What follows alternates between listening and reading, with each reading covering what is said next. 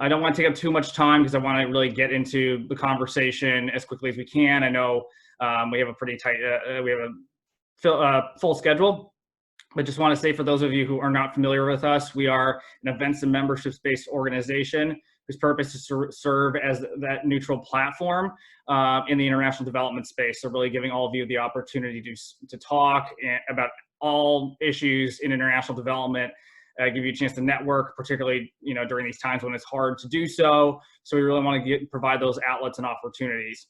So this is our bread and butter event. We do these types of events all the time. So check out our website. That's where all the updated information is about any upcoming event. We only have one posted. That's tomorrow for now, but we will have many more for November and December, and then through obviously into next year. So you can check that out. And with that, I don't want to take up more time, so I'll pass it off to Matthew, who's the co-chair of the Youth and Development Workgroup, to get us started today. Great, thank you, Paul, and welcome everyone. I'll be brief as well so we can get to the discussion. As Paul said, welcome on behalf of two work groups at SID, Youth and Development, which I co-chair, Matthew Bremen, with Christy Olenek from Making Sense International, and the Ag and Food Security Working Group, which is co-chaired by Mark Castellino from Opportunity International and Sabrina Ambergui from ACDI-VOCA. We put on a couple events a year on these topical issues of interest to our membership, and this was certainly one, and please reach out to us for ideas and for future sessions. Youth Inclusive Market Systems was raised as a topic during one of our planning sessions, the Youth and Development Planning Session. And so it gave us an opportunity to engage with Mark and Sabrina and the Ag and Food Security Group to think through ways we could put something together. So excited about this event. The inclusivity equity piece is a really important topic, as we all know. So we're pleased to be able to host this discussion today. We are attempting to elevate youth and specifically young women's voices, as you'll hear from our panelists today. Agriculture-related industry represents nearly half of all economic activity in sub-Saharan Africa, which is the region where our panelists are from. So we have a great lineup here. And to get us started, I want to turn it over to Joyce Mushena, who's our gender lead at MasterCard Foundation, who's going to co-moderate along with Christina Manfrey from, she's a global gender director at TechnoServe. So they'll provide an overview and how we'll engage and hear from our fantastic dynamic panelists over the next 90 minutes. So I'll pass it over to Joyce. Thanks, everyone. Thank you. Thank you very much, Matthew, for the introduction. Good day, everyone, and very pleased to have you. As Matthew has indicated, we do have a fantastic group of panelists, young women from sub-Saharan Africa, who will be speaking to us about a topic that they are not only passionate about, but they have done quite a great piece of work to gain experience to share with us today. Maria, Sandra, and Awa are with us on the call, and Queen couldn't make it. She will be joining us on a short recorded video that will be played at the right time. Christina and I have the happy job of letting these women speak to us and really share their experience. And so it's a free kind of conversation that they'll be carrying out around three main thematic areas. The first one being their journey so far into agriculture. And the second topic will be around challenges, constraints, and how they have been able to overcome them. And we close with a conversation around what they would like other young women to hear and what they would actually say to policy makers and stakeholders in the field of agriculture and young women's leadership in that sector.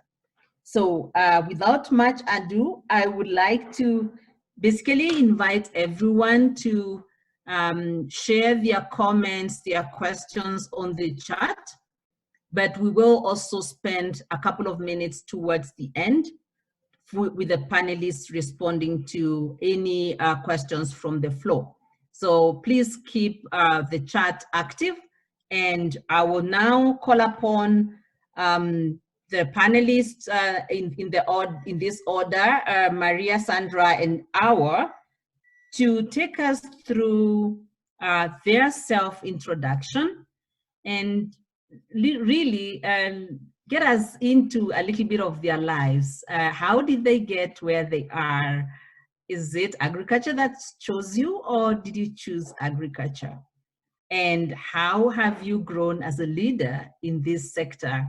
And how do you see yourself, growing your career in agriculture, and essentially looking at various elements, and I think the selection of the panel really took into account, actual farming or production, to research, to financing. And so we're really looking forward to this interactive session. And as I mentioned, Christina and I will be also keeping the time. So welcome, Maria.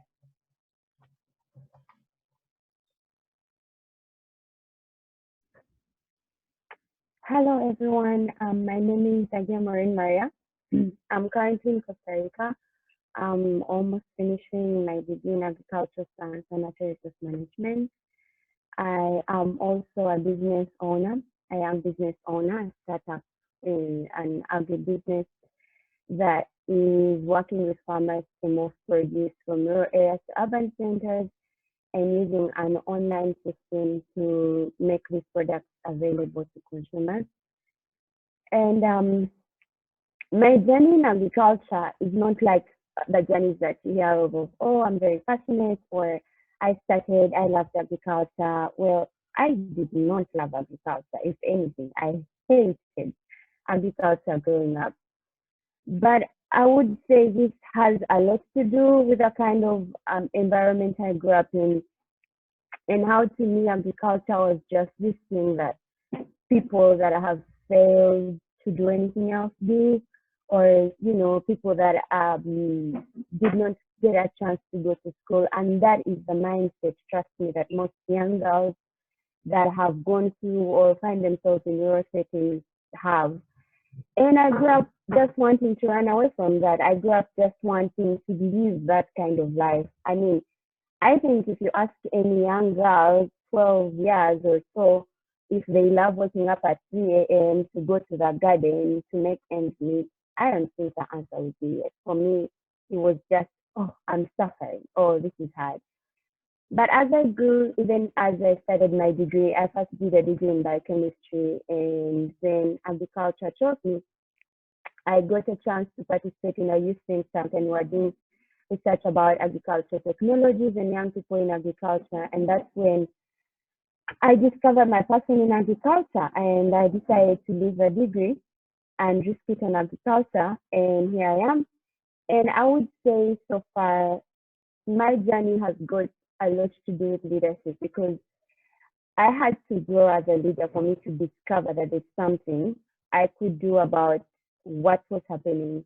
I would ask myself why I would see so many farmers in rural areas work so hard and yet not get what they deserve from their harvest, or be exploited. And so this kind of motivation brought out a kind of leadership role in me. And I always said, I have to do something, I want to do something. At first I thought I had to get another profession and probably keep my family money, but there's only so much I could give, until I decided that I could take a career in agriculture. I could start a business in agriculture. I could start teaching young women and talking to them about the opportunities, the off-farm opportunities in agriculture. And this has been a very, I would say, important learning experience for me as a young woman. And if we talk about how my gender or my race has shaped, I wouldn't say based on my gender this has been easy. If you know the cultural constraints for young women to break through in big roles or to define what they want, as we shall talk about later in barriers, it's like very hard. there are so many barriers to break, and I'm proud to sit here and tell you that I know that young women all over Africa are really right now trying to break those barriers and come to the forefront. But it has not been very easy. I mean, I tell my father, I'm going to leave my degree in biochemistry and studying agriculture. And he looks at me, and every parent's dream is like, I want her to be a doctor or to do something in science, because my father didn't go to school. So it's like, that's the ultimate success. So why would you leave that, you know? And I had to break through all this and talk to my big brothers and explain to them and tell them, look, I really want this. This is what I want to do. And no one understood, but hopefully now they start getting why I wanted to do this, because they realize that I'm a bigger person doing this. I'm a better person. I'm growing as a leader. And I think I should stop here and let my colleagues also talk about their journey. Great, thank you, Maria. We will now hear from Sandra. Thank you. You're welcome. Thank you, Maria, and thank you for the moderators. My name is Sandra Namlondo Tumwebazi. I have 3 quite long names. I'm currently working with Opportunity Bank as a branch supervisor. It's one of our country branches, up-country branches. Those are not, of course, within the city, but that is where I am to pursue my duties as a branch supervisor. And to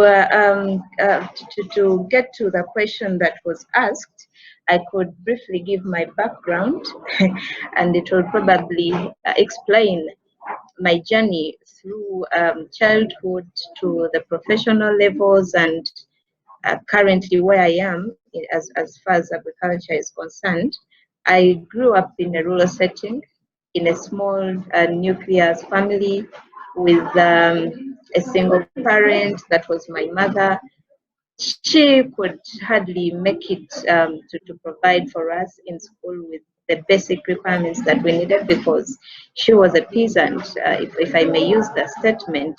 She did lead of agriculture production, which currently, because I now know what agriculture is like, as subsistence farming at that level, to earn a living. The little that she planted for food, for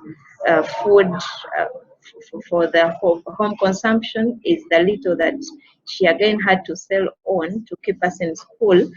I did not like that, of course, and it explains my response to the fact that agriculture did not choose me. Having to go through the rudimentary methods of farming, not because it's what we wanted best at that time, and for me it's because I did not know much. I was not much exposed to the modern modes of farming, so I really thought agriculture was that dirty job one could do, that hectic, rough, tiring job. Living, I must say I did not like it. Like my colleague Maria said, the hard of having to wake up to go in the garden with a backhoe, you know, that rudimentary kind of farming was a nightmare for me. It was a practice that we did now and then, and as young children, moreover girls, it was a shaming, and it wasn't pleasant whatsoever. There was no better way it would be presented for us to like. The yield would be also very little, that it would earn my mom quite little, and I really didn't see the relevancy of having to stay in the garden to dig, you know. I grew finally anyway. I managed to pursue my career, and here I am working with. How I even get here, my school background is completely away from agriculture. I did accounting and finance. I did a business course that was business management and specialized in accounting and finance in one of the universities here in Uganda. And I did not have any lines of agriculture. Fortunately or unfortunately, I don't know, but my passion and skill in marketing stroke sales is what drew me closer, is what really drew me closer to the field of the sector of agriculture. I had passion in mobilization. That is something I can do very well. So I come to the bank and I have three options to choose from: an agriculture related a role, or any other that involved other business that was away from agriculture. The side of me, I am that person who believes in everything. I believe even what they think is hard can work out. So while please don't take on agriculture, do not take on an agriculture role. It involves having to be very well informed. It involves having to be, well equipped in knowledge, so that will give you hard time. But I said, no, I can give it a try. After all, it has an element of selling. So I gave it a try and began doing sales for agriculture mechanization. Those were John Deere tractors that I was presenting to the farmers across the country for especially the financing solutions. So that's how I got involved in agriculture. I did not like it very much, but my passion grew along the lines of skills and passions of marketing. Along the way, I must say, I picked interest. I loved it and had to grow my career along those lines until now that I'm in an upcountry branch that whose portfolio is 80% an agriculture portfolio, and it's the portfolio that I'm managing. So I must say I like what I'm doing currently, because I got along the way with agriculture, not because I chose it.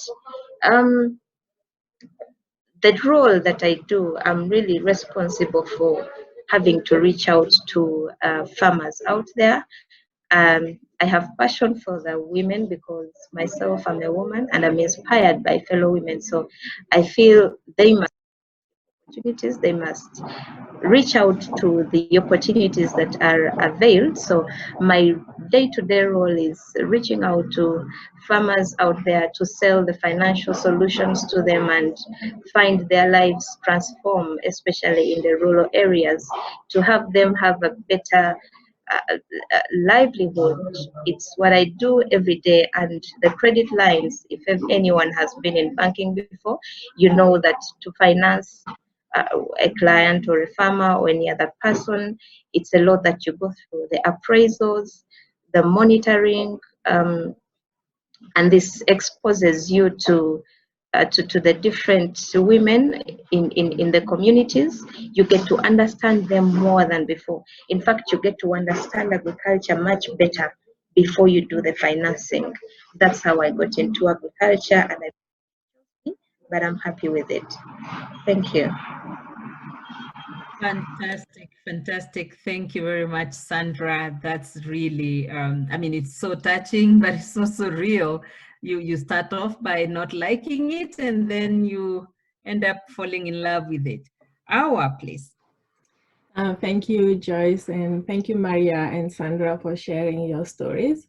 And as for me, I did not grow up in a rural setting. I grew up in Ouagadougou in Burkina Faso. So I grew up in the capital city, but I was exposed to farming early on by spending summer vacations in the village. And after high school, I was fortunate to get a scholarship to study in Canada. And during that time, I took a gap year to volunteer in India in a small village, helping them with the income generating activities. And it's during that time that I realized that the desire to help wasn't really enough, but I also needed the knowledge and the technical skills. So I went on to do my undergraduate degree in a small liberal art college in the US. And after that, again, I was fortunate to work for 2 years at the World Bank Group. And during that time, I realized that I was more interested in projects in agriculture, more so than infrastructure or urban and water. And at the same time, I was still in touch with my relatives at home, and some of them who were and are involved in agriculture will share with me stories of failing crops or the challenges accessing finance to buy agricultural technologies like irrigation pumps. So all of these reinforced and motivated me to look into going into an agricultural economic degree for my master's. And that's how I ended up at Michigan State University. And when I was there, I was fortunate enough to work on a number of projects looking at farming practices on the farm, but also along the value chain. And that's also when I realized that when we usually talk about agriculture, we tend to focus on what happens at the farm level, but what happens along the value chain is also important. And during that time, I was also fortunate to learn more about the continent, and I traveled to Niger and Nigeria for field work. And I have to say that very early on, I was influenced by the path and the track record of other successful women in agriculture or other fields. And one of them is Eleni Gebremadian, like the Ethiopian economist who was the driving force behind the establishment of the Ethiopia Commodity Stock Exchange. Like I remember looking her up, trying to learn more about her story, reading her paper, because I was very curious to understand like how she went from being an academic to being an implementer who had such an important contribution. And another female leader I look up to is Ngozi Okonjo-Iweala, the newly appointed director of the WTO, because she's worked both in government, in international organizations, and she also comes from an academic career, but she's also been able to use that to make actual policy changes on the continent and also in the larger field of international development. So when I think of mentorship, I think about these women who are both trailblazers in their field, but also inspiring younger generations like me to be the better versions of ourselves in whatever it is that we are doing. And it is that aspect of mentorship that I think is key for those interested in pursuing a career in agricultural research, and realizing very early on that you need a mentor to walk you through the process and also remind you why you are in that career in the first place. And personally, I also try to play my part by being available to answer questions whenever I can, when other people reach out to me. And at Michigan State University, I was also able to deliver trainings to help others strengthen their econometric skills and analysis skills. So I'm going to stop here, and we'll keep talking more. Thank you very much, Awa. We have a little bit of reflection time, which you could do with. And I think, Awa, you've just led us to the direction of the role of leadership and I think role modeling. I would invite Maria and Sandra if you have any reflections around that point as well. How has leadership catalyzed or can catalyze greater involvement of young women in this sector?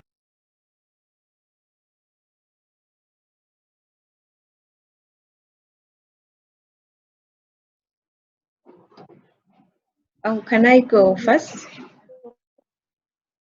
Sandra, go ahead. Yes. Thank you. Thank you. Well, leadership, I may say, has done a great role in catalyzing agriculture and the involvement of women. We, with our passion, I might say, it gives direction. I mean, when every time you have the people that have been there, that are doing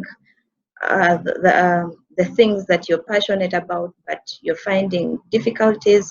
It is an inspiration from those that have been in the field that are doing it well to give us an example of the way to go. And with us also in the leadership positions, I still believe we are elements of the ladies out there, those whose mindset was hard that agriculture is tough, agriculture is a no-go area, agriculture is such a funny business that one could not get involved in. We in our leadership positions, me in particular, it is an arm of hope and courage to the women out there. And I feel this is helping them get out of the curtains to pursue it and find life out of agriculture. Thank you.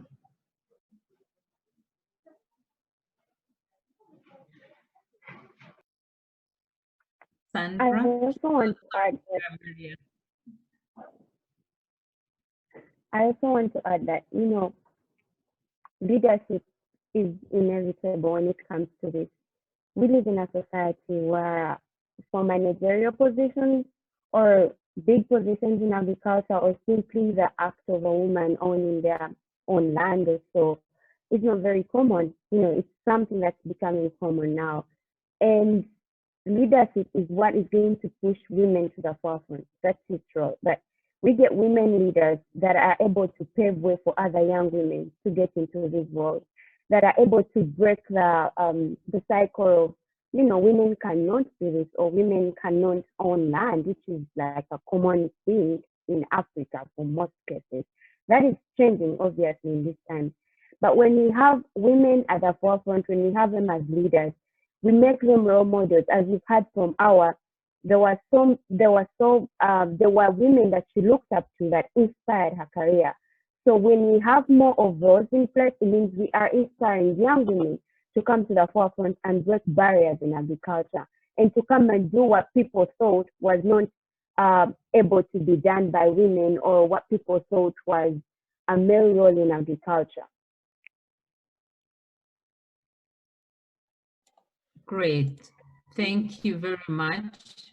Thank you very much, Maria, for your reflections. And I think when you speak about leadership and how critical it is in not only catalyzing the presence of young women in a sector as critical as agriculture, but also in helping remove barriers and resolve challenges. I think this is a great place for us to sequel into the second theme.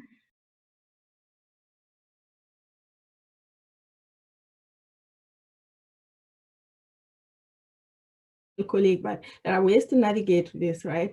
It might just mean that you find a trusting colleague, male colleague you can work with, and who can also help make the necessary introduction to the community to establish the relationship before you could go on with the goal of your research and the why you first came into the community. So I'll stop here and let Sandra talk next. Thank you. Great, yeah, Sandra, go ahead. Thank you, Awa. I like how she proposes that I go next. Fine. My submission is also not far from ours. As I carry on my career in the banking sector, the agriculture sector, I may say, has quite a lot of challenges as compared to any other. Of course, there's the one challenge that Awa has just talked about, the peculiarity of the areas of operations of agriculture, and the people, of course, having to execute my duties. I don't have to sit in office. I have to go out to the field to look out for prospects that will take on my products, to appraise them, because the credit cycle requires that we do a good appraisal before you can lend out money. So all that we have gone through it, and it exposes you to distant and rural areas. You will not find farmer in the middle of the town. the typical producing farmers that I look out to finance really are quite far in the rural areas. So the peculiarity of such areas and the distance that is involved, the sparse populations of the people in the rural areas is quite challenging. You leave the urban centers to go deep in the villages to source them out, and it's quite scary, especially for the ladies. However, I feel some of those challenges have been capped. I really appreciate my institution, Opportunity Bank, for their endeavor to uphold, to embrace technology and technology-led solutions, and having to increase the branch network is one of the solutions to such barriers. So, like I mentioned earlier, that I'm located in a rural network of the bank, it is easier to access a customer or a woman farmer when you're closer to them than having to run from the urban centers to look out to them. And technology has also done a good job here. It's farmers and women farmers are a call away. You can just give them a call, find them and work on them. The digital products that the bank has put up for farmers are also another solution to curb that challenge. We can conclude transactions using phones.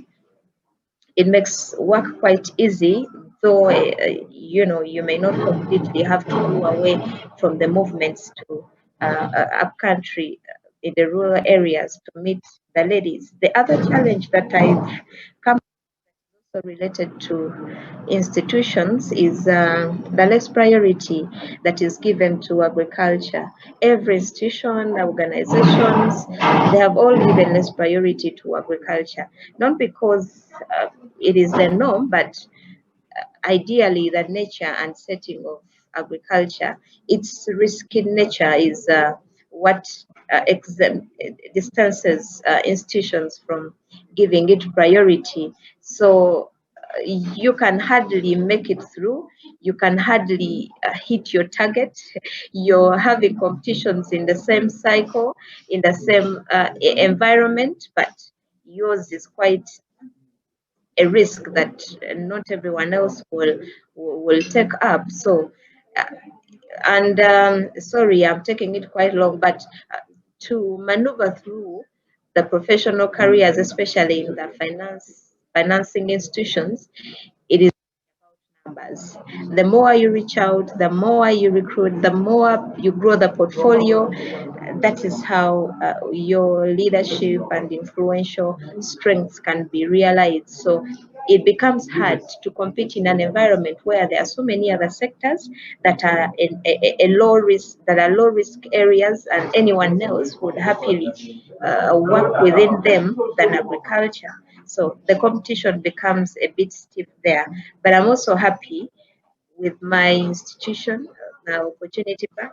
They try to give priority to agriculture, and they try to bring in partners or stakeholders with exceptional funds and guarantees to make it easy to lend out monies to the women out there that need it. The specific arrangements and programs for women are enabled because of the fundings and the guarantees that are given out to help the bank lend. I may stop it at that. So Maria can go next. Thank you. Well, talking about barriers, for me, I'll talk about barriers personally, but I'll also go into the context of what I found out through the research we did with young people, especially opinions from young women, so that you can also have an idea of what that looks like. Personally, as I mentioned, some of my barriers were my cultural build-up or my family members or the authority that they had over me. But then I'm also going to talk about barriers navigating agribusiness. As a young woman, I have had so many of those. We are currently in a a phase where we are looking for investors to invest in our company.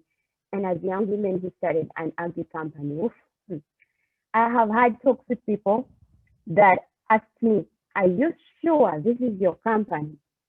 Are you sure? And I'm wondering, why are they second guessing? Because I don't think that same question would be given to a young man who has started a company. If nothing, they would be very proud, you know. And if it was any young woman, that would threaten their self-esteem. And I mean, I'm not easily threatened, so of course I wasn't.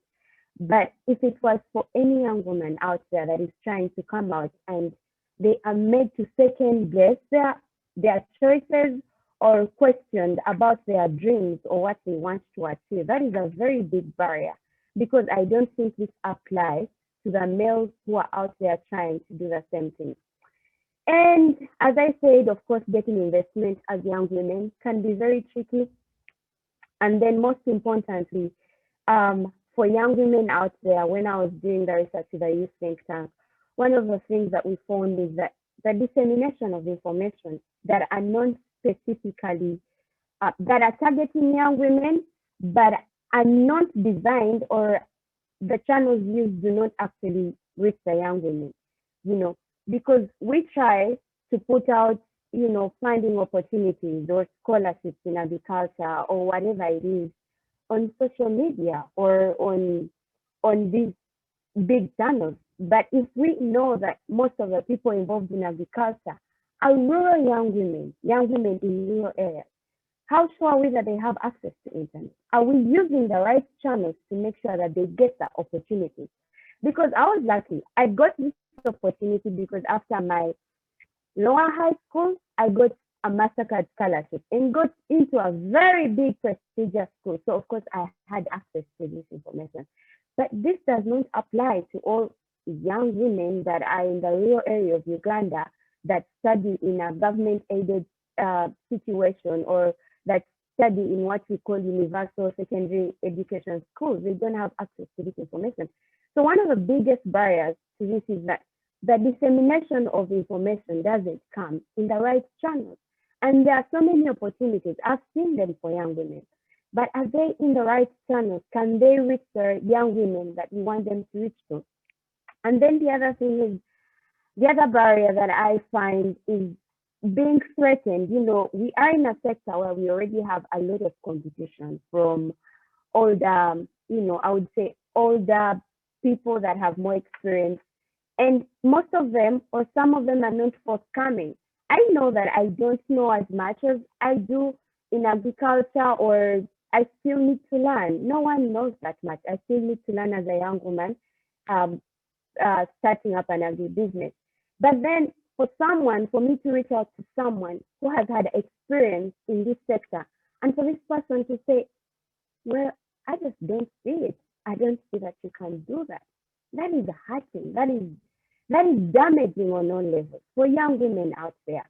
So I think that the barriers that we need to break and the things that have supported me is I have great mentors. I've always gotten to points where I'm like, okay, now this is it. I don't think I can do anymore. And then I've gone back to my mentors and they've supported me. They've reminded me why I started. They've reminded me of my passion and the goals I've set, and how this, you know, is something that I want to do not only for myself, but for all the young girls out there that have dreams that they feel like they can realize.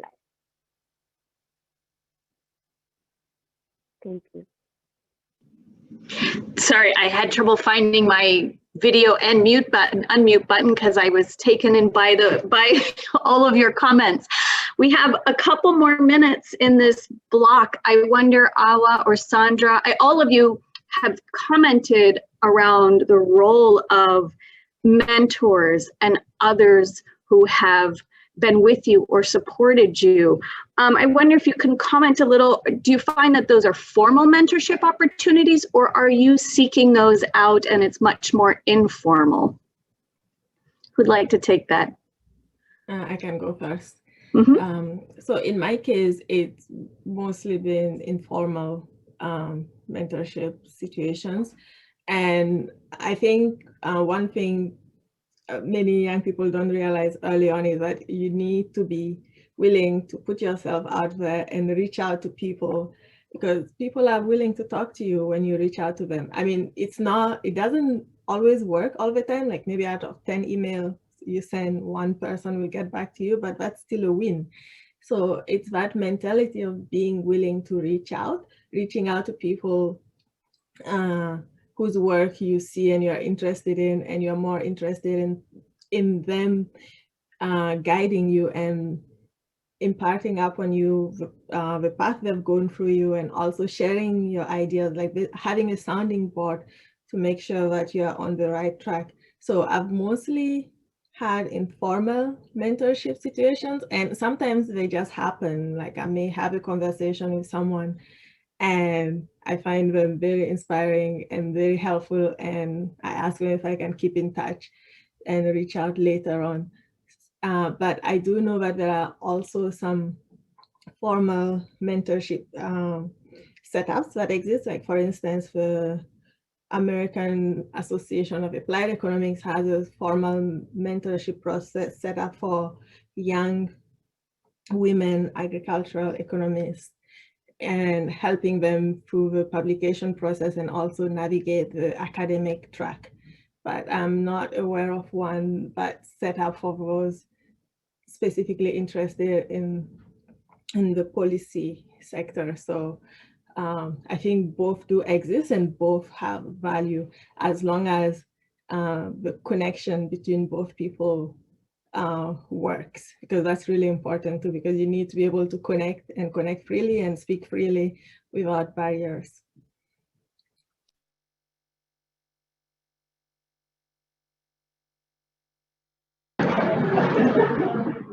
I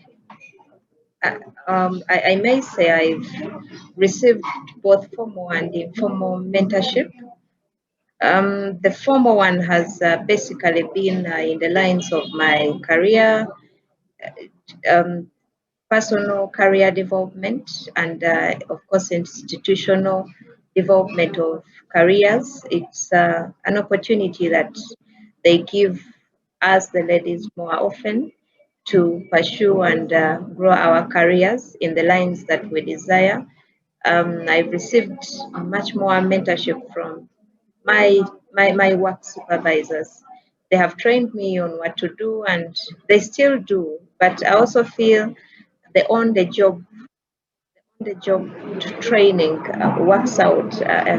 It pushes you into the challenges of agriculture out there, and definitely you just have to grow within them or even outgrow them to beat the barriers in those lines of profession. I've seen fellow leaders in the banking sector, and the inspiration that I get from them is also an added advantage for me to grow more and more into the agriculture career. And the political leadership, I may say, is another inspiration for me. I look so much to the former agriculture minister in Uganda, in the Ugandan parliament. She was a strong woman out there. She is no longer a minister, but she has still pursued the desire and the passion to help young women in agriculture. I feel she's doing a tremendous work tirelessly. I look up to people of the kind beyond my professional cycles. That's how I've managed to receive mentorship. I don't want to think that it comes to us every time we need it. No, sometimes we need to press on and look for the mentorship ourselves to see us grow in these careers. Thank you.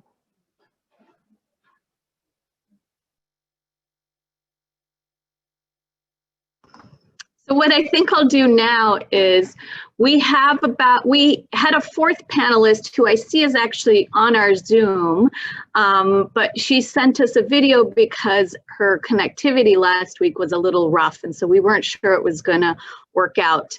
The video comes from, and apologies as I try and get her name right, Chamaka Queen Amazundiro Umwendunukwe. Hopefully later she'll give me the thumbs up that I did that okay.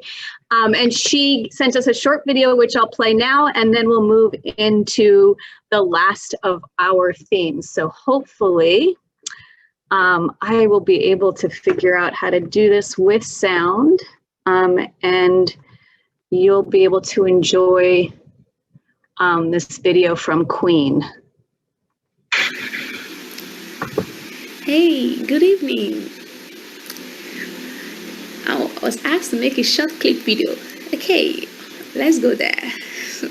I'm a Mazundiro Queen. Yes, by name, by citizen, I'm a Nigerian, and by tribe, I'm Igbo. Yes, I'm Igbo. Okay, I'm the CEO and founder of Agro Flavor Farms. What we practice or what we champion more is an organic agriculture. We ensure the practice, we ensure the implementation, we ensure the approach. Not just us, we also drive initiative to make sure that the youth, the women, they see a way to change their narrative towards how they use the land and how they produce, thereby ensuring sustainable food production. So we advocate for climate change, we advocate for SDG 2, we advocate for SDG 12 and 13.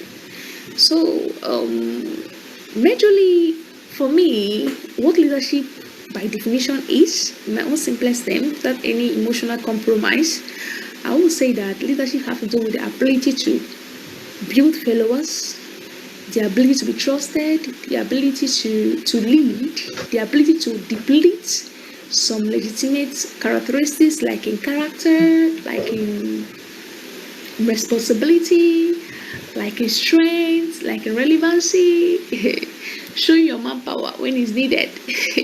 So I believe leadership has to do with ability to stand and stand right. So there's so many people, so many women I look at to when it comes to leadership role, like the kind of the role model, the kind of mentors. I won't use the word mentor, but I will use the word role model.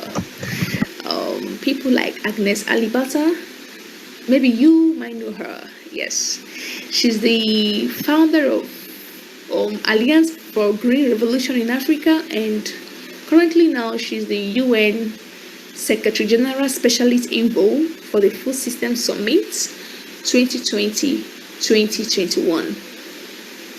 So she advocates for agriculture so immensely.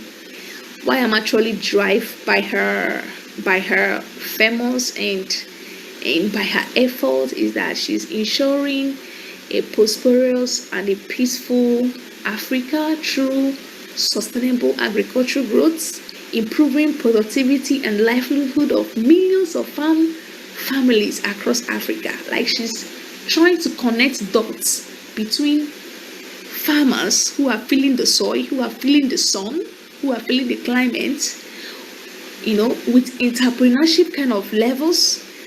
I don't know how to put it, but she's good. And looking at people like that, I believe that I will get there and I will do better. So now, when it comes to how leadership can help women in agriculture, is so enormous, because you see that women, they do more of the work, they do more of the duty, they do more of the action there, but at the end of the day, their voices are less heard. So I believe this should be changed. And why is this so? Is that there's no much, or let's say there's minimal number of women in the leadership position, and there's also a very big disproportionate mismatch between decision making and the voices of the rural women. So I believe all these gaps should know how to be closed, and for this to be closed, women should be given chance. Their voices should be heard. Like they should take part in the decision making exercise. I believe with this, problems concerning gender inequality in agriculture will be solved. Then I believe I'm a woman leader, yes, because for me to have used my potential and personal traits in my best reflective way to have bring up an idea that has to do with science-based agriculture, which I said earlier, organic agriculture, to start solving issues in my local community. Even though I'm starting local, I believe I will go global, and it will be so pretty soon. So that is how it is. So for now, let me stop here. See you on the inside. Thank you. Bye. All right. What a nice place for us to be in, because we were going to ask what next for you. And I think Queen knew exactly how to take advantage of her absence by presencing herself through the video. And so it's my pleasure to take the panelists to the next and final theme before we go into questions. And the question, or the brief questions around this, are really what next for you? Young women in Africa are said to be running away from agriculture. Is that true? And if it is, what would you tell them? You know, ask them back. It's working for you. What would you tell them to see the potential in agriculture? And what would you tell the whole lot of us on this forum and out there? What would you say to policymakers? And I think this is also a great place to read out the question of Joanne, which is very much aligned to this theme. And she says, this is such an excellent session. Thanks to the working group chairs for hosting. One question I have is, what these women still feel is the most needed, to help propel professionalism in agriculture for them and generally? Is it funding? Is it tech transfer? Is it mentoring? Is it financing? Is it research? And she says, thank you so much to these women for sharing their stories and educating us. I thought I should just honor Joanne's question because it's very much aligned to the theme. And so please feel free to reflect upon that question as you also go, as you sort of make your final call to fellow young women and the policymakers.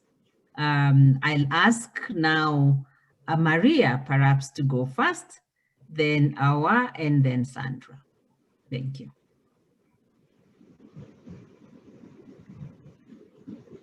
Thank you so much. For me, if I'm speaking as Maria, what I need right now, investment, please. Someone please come and invest. But I know that more than the funding, what most young women need, what most entrepreneurs or young women that are starting careers in agriculture need, is mentoring. I got that because I was lucky to go to a very unique university that has a very unique curriculum that not only teaches me about the educational aspect, but also integrates into business management, professionalism, how to deal with people. But then most young women don't have that. So besides funding and making sure that information reaches young women, I think they need mentoring and support. And I think just asked about what's next, how my career fits into my life aspirations, I think.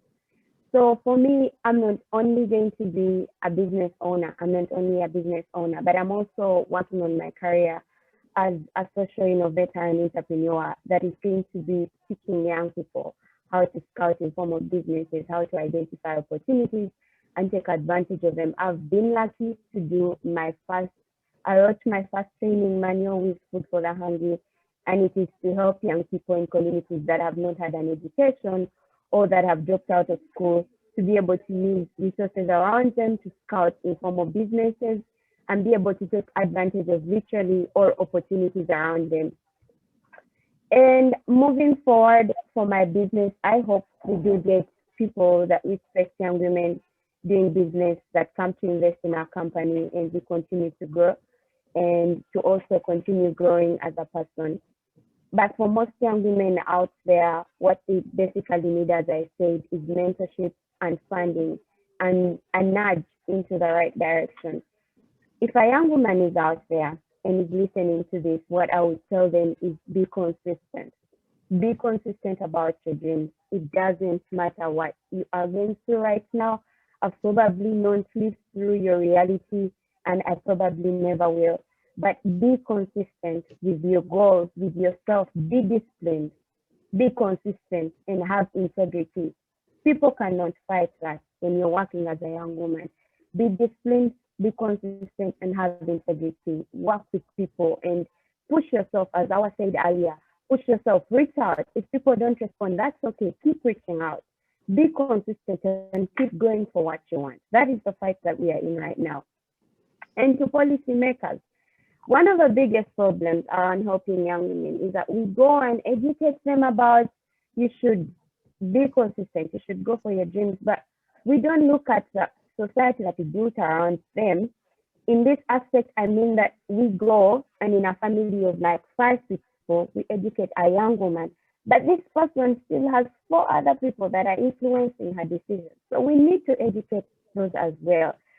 Private institutions, governments, or non-government organizations that are designing programs for young women, you have to consider that most young women are found in settings where they are answerable to husbands or brothers or fathers.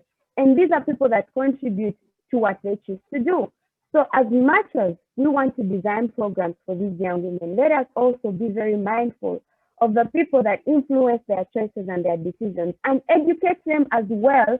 Why propelling young women is very important, because if we keep educating young women, they're still going to be confined in a system where only 5%, actually this is real statistics, only 15% of women in most of Africa own land, you know. So we are still going to be kept in that cycle. So let's not only educate young women and create opportunities for them, but then let's also make sure that the society around them is well educated to know that young women have the potential and they have the ability and they can propel this agricultural sector forward. I think I'm speaking too much. I'll give the word to Sandra, I think.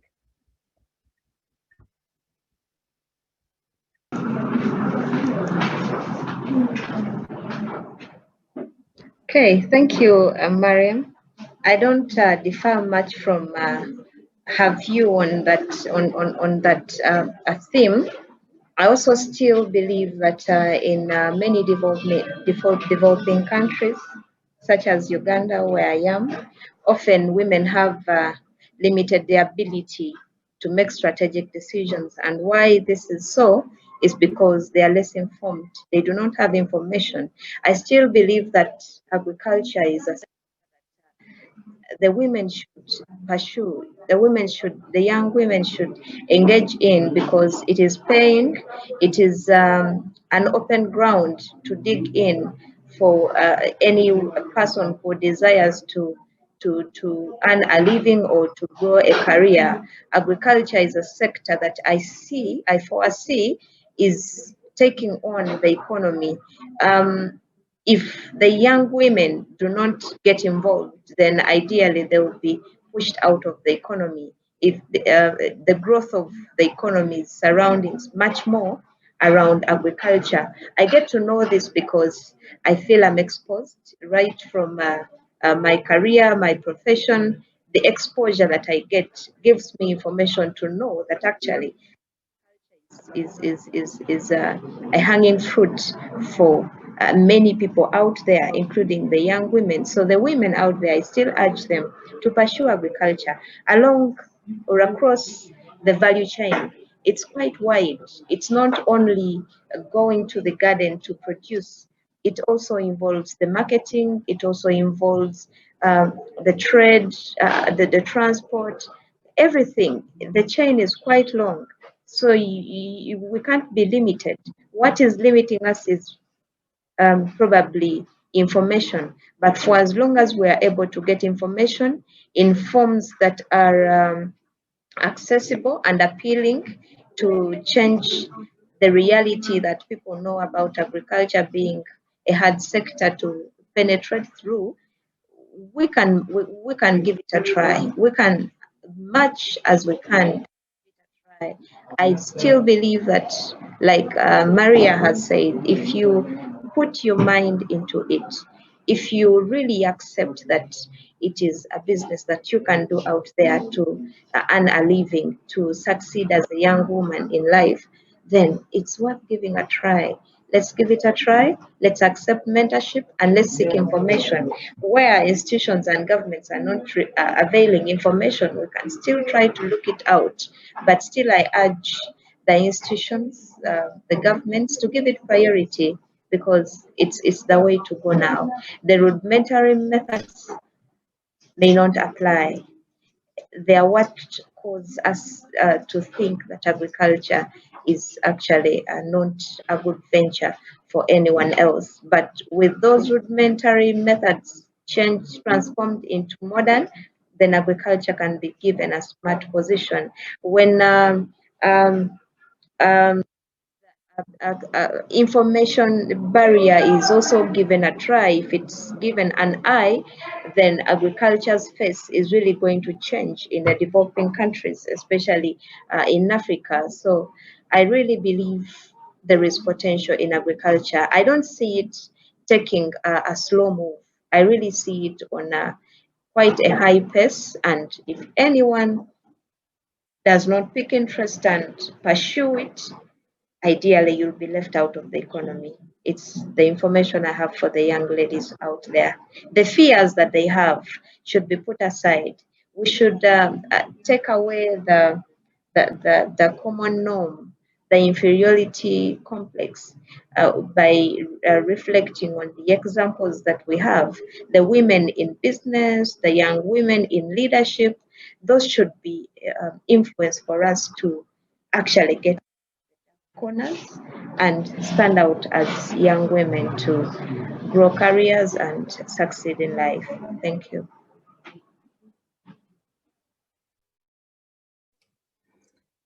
Thank you, Maria and Sandra. You've shared so much wisdom. I was just listening. I'm like, wow, okay. So for me, what I have to add is that both Sandra and Maria had really great points, and I want to pick on one particular thing that Maria mentioned. She said that she was involved in a youth-led research, and during that research, she got to talk to young people and hear directly from them about their challenges.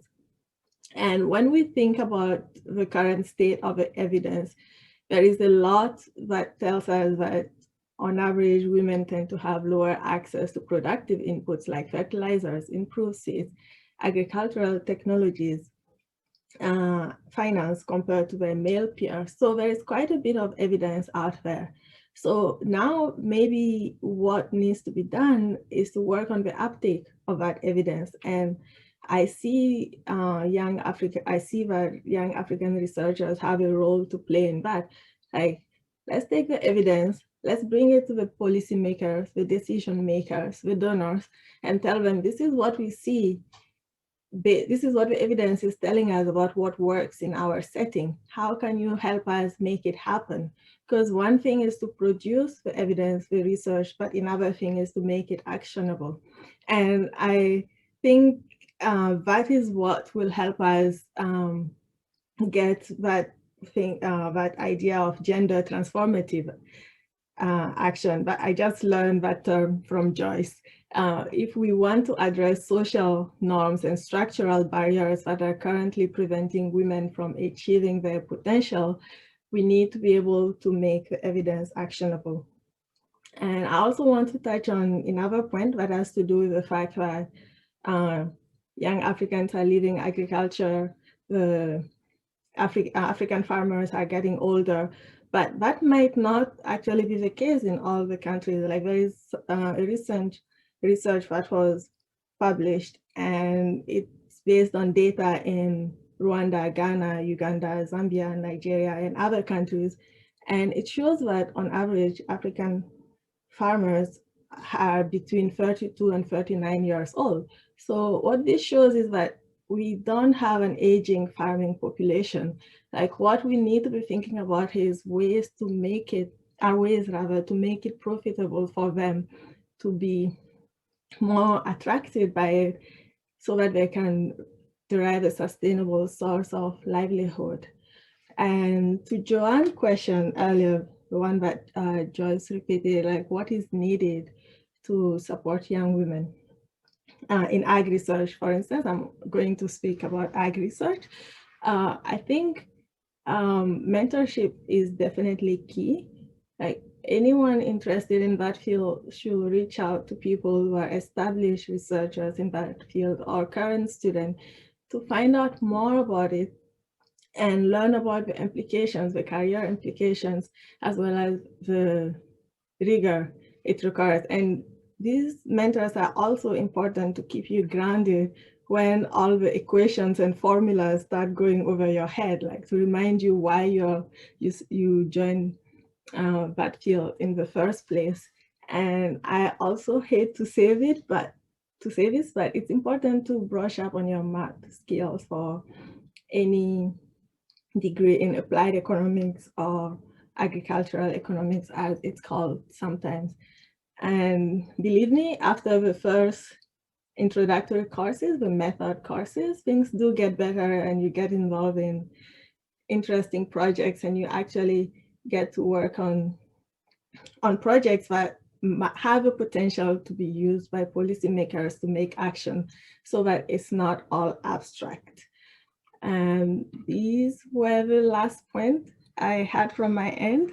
So I'm going to pass it on to the moderators.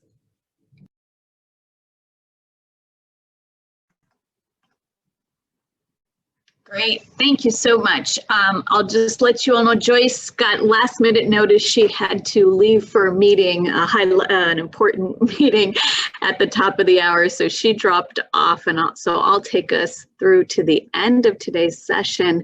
We're at a point where we're open to questions from audience. Those of you who have been listening in, please drop them in via the chat. I'll give you a moment to do that. And as we're doing that, we probably have about 10 minutes, I think, for Q&A. Is that right? Yeah. And I think one question that I have that we had discussed with Awa and Sandra and Maria last week was this idea that in Africa, young people are running away from agriculture. And I wonder if, as people are thinking about questions that they'd like to ask you, could you comment on that? Are young people running away from agriculture? Is that true? Why don't we start with you, Awa, and then you can choose who to pass the baton to. Sure. So I can only speak from looking at what the literature has been producing recently. And it doesn't seem like young people are running away from agriculture. So if you think about the demographic pyramid of Africa and even life expectancy, it's not as long as in the global north. So there are very few farmers who are above the 66 years old threshold. So what this means is that the majority of people who are actively involved in farming activities tend to be in the 30 to 40 years age group. And that makes sense when you think about the demographic distribution you're looking at. But one thing that is sure is that farming activities are seasonal. They tend to be part-time activities, and many of us know that many African youth tend to be involved in multiple sources of livelihoods at once. So that's what is happening right now. Even if they're involved in farming activities, they also have something else going on the side.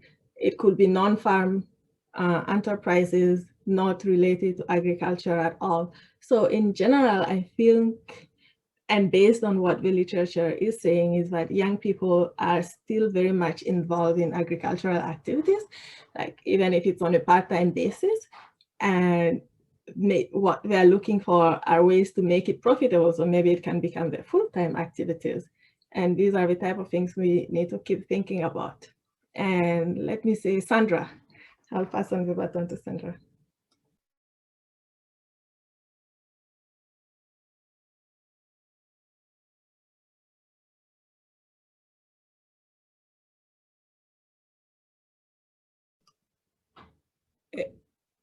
it's maybe Maria, you can go next. I don't know what happened to Sandra. I hope she connects again. So I don't think it's entirely true. I think that was true a few years before, but then we have a new era of agri-tech where very many young people that I personally know and I don't know are actively finding solutions for agriculture enterprises along the value chain. So I don't think it's entirely true that young people are running away from agriculture, but then I think it's true that according to the research due to the youth think tank, most young people are more interested in off-farm activities, commercialization, value addition. That is where their interest is. It doesn't necessarily mean that they are running away from agriculture. In this context, for me, I feel like young people are finding their passion in technology or financing or whatever other off-farm activities are there in agriculture, and some are even more interested in the science aspect of agriculture. We talk of, genetics and what have you, and I think that is a good thing. So instead of saying young people are running away from agriculture, I think people should start saying that young people are diversifying in agriculture. I think people should start saying, I'm very sorry for this, you're getting background.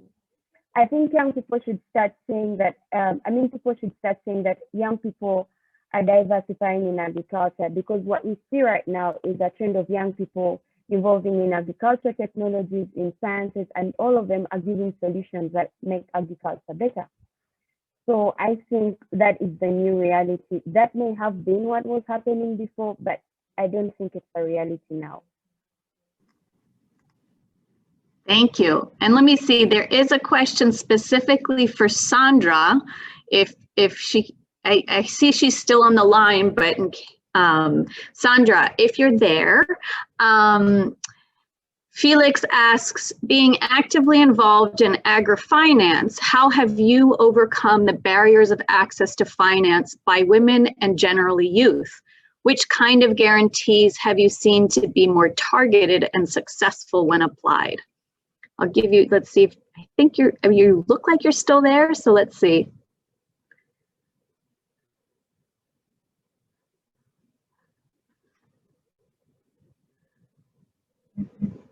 All right, we'll come back to her if she comes online again.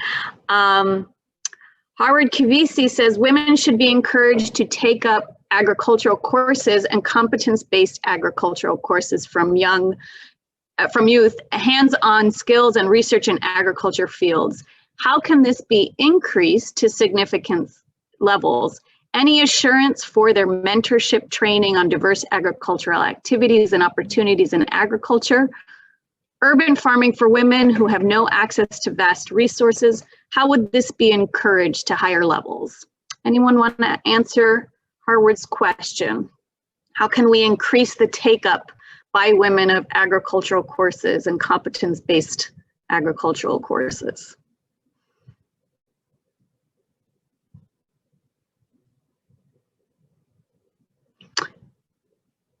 Go ahead, Awa. I'll try to share some thoughts on this. So I think unlike the other sciences, hard sciences, rather like math and physics, the STEM fields, it doesn't seem like women are necessarily running away from agriculture, but both Sandra and Maria said a few things that might point to the reason why maybe women are not engaging as much in these courses. The fact that if you grew up in a rural setting and you're used to the drudgery of farming, you might not want to go into that field. So I think maybe one way to encourage this is to show these women role models like Maria and Sandra, who are thriving in the sector and making a good living out of it. So I think it's that idea of trying to help people project themselves beyond their current state.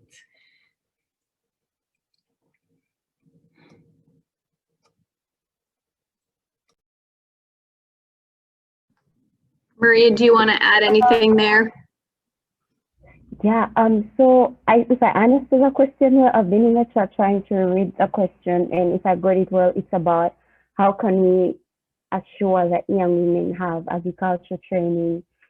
And I mean, this is going to greatly depend on where they're located, the kind of organizations working in this area. And first of all, I think the first thing we have to do is to teach young women to take the initiative, you know, to go out of their way to look for this kind of training. And I know that someone would argue, but they are not available everywhere. I know that, and I'm saying in case they are available, we teach them to look out for these trainings, to actively want to learn. And then I think this person also put a question about urban farming for women who have no access to vast resources. How would this be encouraged to significant levels? I think with urban farming, this is a trend that is going on. And I know that there are so many people out there that have made videos, you know, simple videos of how you can make DIYs of like plastic bottles or, you know, like old things and recycle them and be able to get, you know, a small urban garden. So I think, as I said, it's the initiative to want to learn for the young women, to look for these materials. As I said, it also depends on where these women are located. Are they rural women? Are they women in urban centers? Do they have access to internet? Can they look for these videos online? Can they follow through? Can they want to learn? I think that is how we can push them, by telling them, okay, there are options, but you need to also take the initiative to want to learn.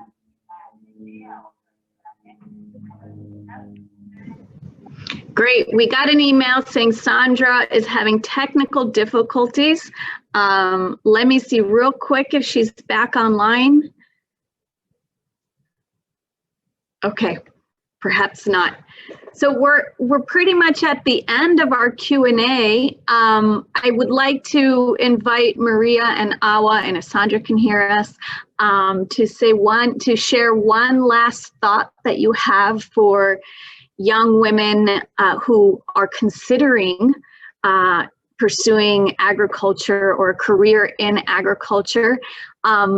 So I'll give you a little bit of time to think about that. One of the things we really wanted to do with this session was to create as much space as possible for Maria, Awa, and Sandra to share their experiences, and I hope that we've achieved that.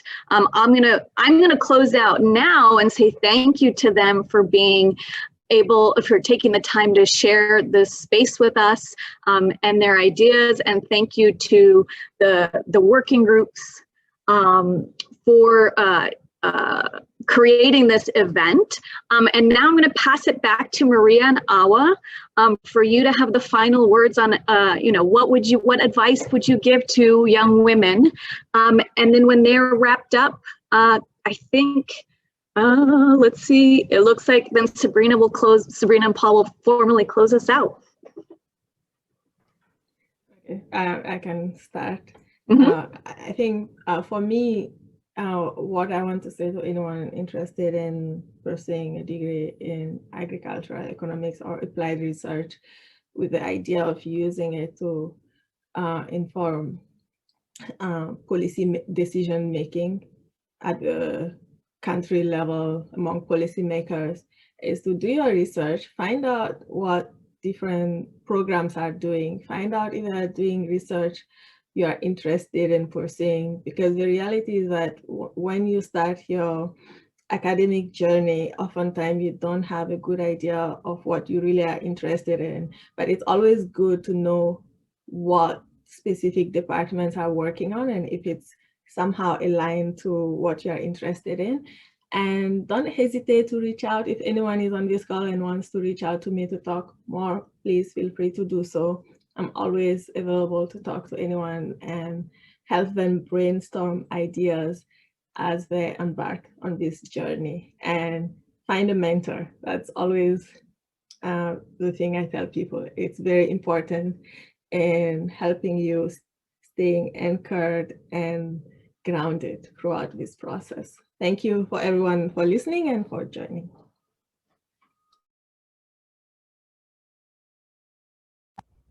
Okay, so I guess my final words, I'm so happy this is ending. This has been a really interesting discussion. But to a young woman out there, I want to just tell you that your dreams are valid. And I may not have walked the path you've walked. I may not have experienced what you've experienced, and I have no idea what you're going through as a woman. And I wish that the world was an equal place where opportunities are easy for us, where we own land, where we are pushed easily to go for what we want. I can't assure that, but I can tell you that if you're disciplined, if you work hard, if you have integrity, and you are committed, you will get there. You just have to be consistent. Be consistent for anyone who wants to start a business or has a business as a young woman in agriculture, of course, or you have a dream to do something in agriculture. No matter how hard this seems right now, be consistent, have integrity, be disciplined, and keep standing up for what you want. Keep showing up every day, even when it doesn't make sense at all, because I know sometimes it doesn't.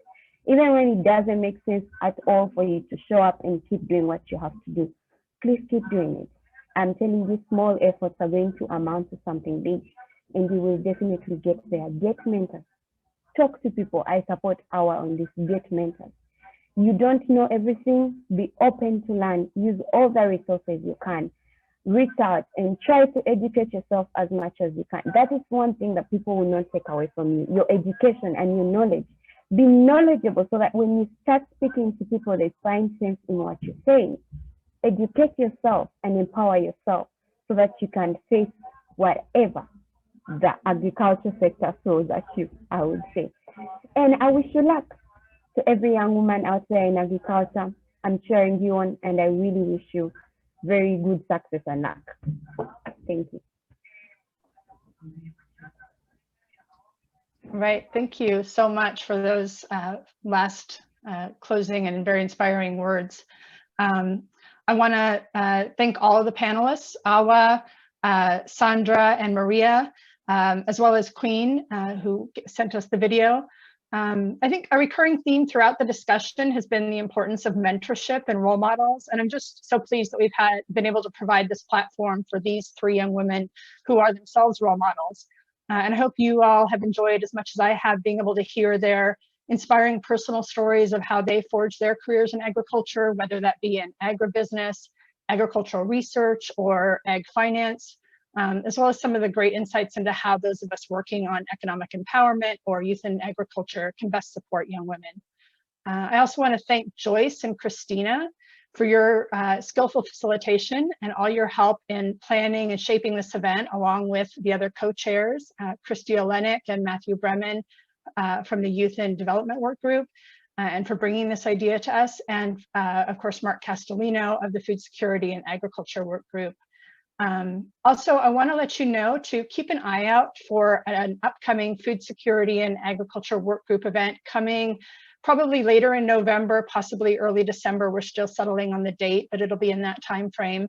And that'll be on what makes agricultural innovation happen, where we'll have a panel sharing lessons from Israel and beyond. And I can tell you from the planning sessions we've had so far, this is going to be a really interesting event. So I hope to see you there. And now I'll just hand it back to Paul Sherman for the final word. Thank you again, everyone, for joining us. Thanks, Sabrina. And thank you, Maria, Awa, Sandra, for your thoughts and providing your commentary. It was really, I think, a valuable conversation. And thank you to Christina, as Sabrina said, thank you to Christina, as well as Joyce for moderating this session, along with the co-chairs, obviously, for their support in putting this together. One last thing I will say is there is a survey in the chat box. We really appreciate your feedback as we move forward in producing our further events. As Sabrina said, we have another food security and ag event in the works for later on this year, towards the end of the year. So hopefully you'll be able to join us for that as well. As I said, there are two instances of it the survey being posted in the chat box, so feel free to fill that out. We really, as I said, we would really appreciate your feedback. And with that, thank you so much for joining us today. We hope you continue to stay safe and healthy, and we look forward to seeing you at a future event. So thank you.